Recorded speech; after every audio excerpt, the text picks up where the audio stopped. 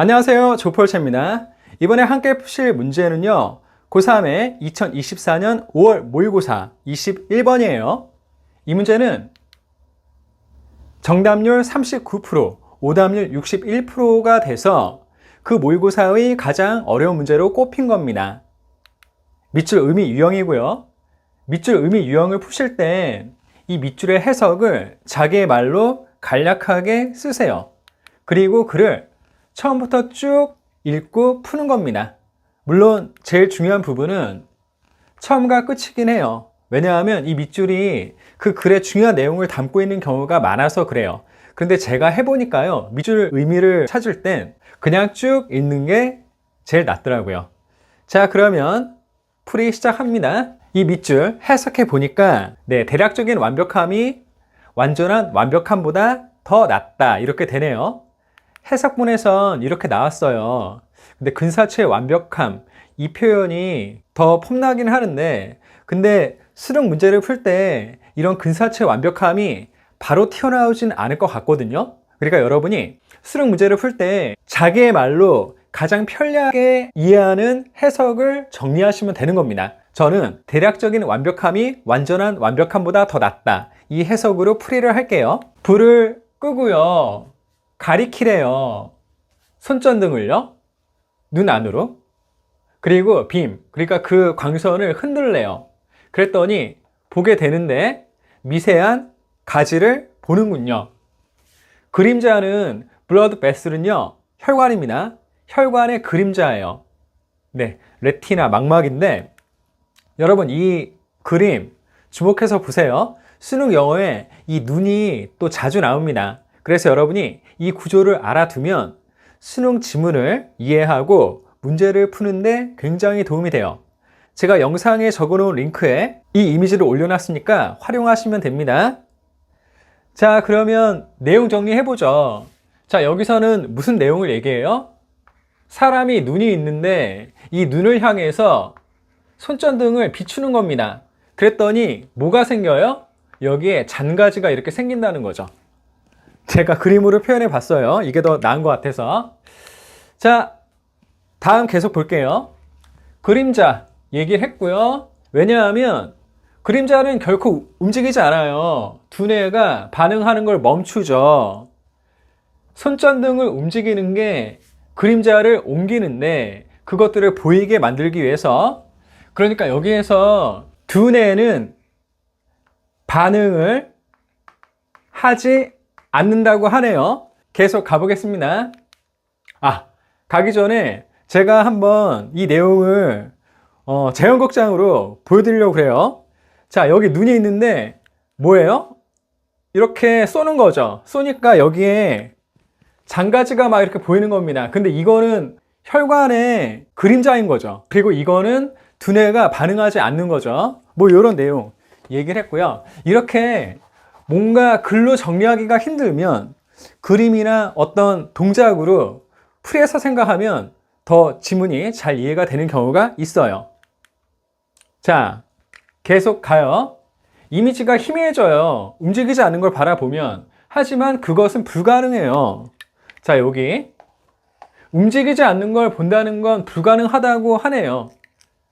시각은 흔드는데 눈 근육을요, 그래서 막죠. 이미지의 고정을요. 자, 여기 보겠습니다. 이미지의 고정은 불가능하죠. 왜 그럽니까? 눈 근육이 흔들어서. 그래서 이미지가 고정되지 않는다는 거죠. 자, 계속 갑니다. 자, 움직임이 작지만 효과는 커요. 그것들이 없다면 보이지 않게 됩니다. 여기 고우 블라인드는 눈이 멀게 되다 라는 뜻도 있긴 하지만, 이 문맥에서 눈이 먼다는 건 과장하는 것 같고요. 그냥 보이지 않게 된다 이렇게 보셔도 됩니다. 보이지 않게 돼요. 우리의 시선을 고정하면요. 그러니까 고정하지 못하게 된다는 거죠. 그리고 이 내용을 자세히 설명한 게 주어진 밑줄인 거죠. 그리고 주어진 밑줄의 해석은 여기 있죠.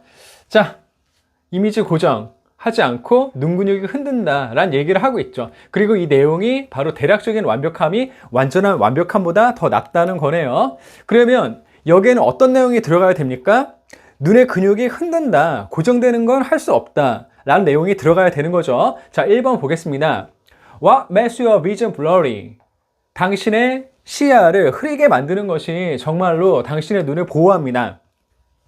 비전 블러리란 말은 나오지 않았죠. 시야를 흐릿하게 만드는 얘기는 나오지 않았죠. 그러니까 1번 아니고요. 물체가 더 빠르게 이동할수록 더 민감하게 눈이 반응합니다.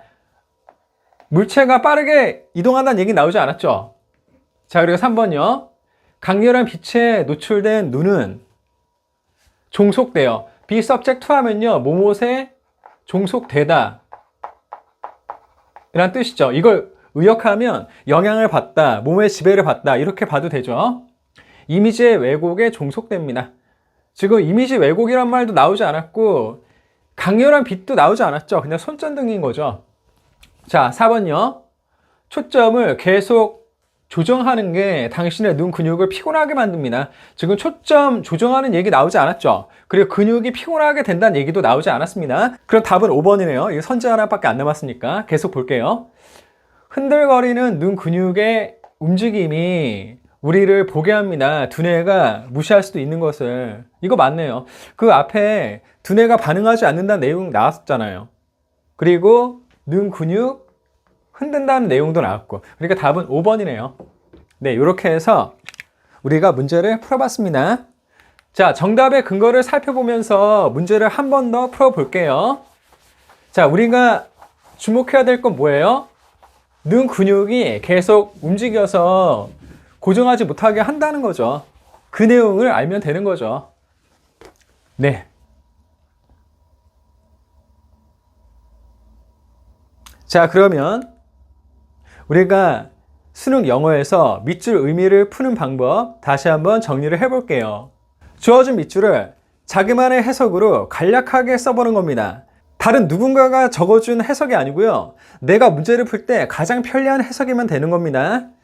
자, 그리고 처음부터 쭉 읽고 푸는데 그래도 중요한 부분을 꼽으라면 처음과 끝이 제일 중요하긴 합니다. 네, 이렇게 문제를 풀어봤습니다. 네, 많이 쓰셨어요. 계속 응원합니다. 화이팅! 더 좋은 수업, 더 좋은 세상. 언어를 넘은 치유. 이 꿈에 함께 하셔서 감사드립니다. 그럼 행복하세요. 다음에 또 만나요.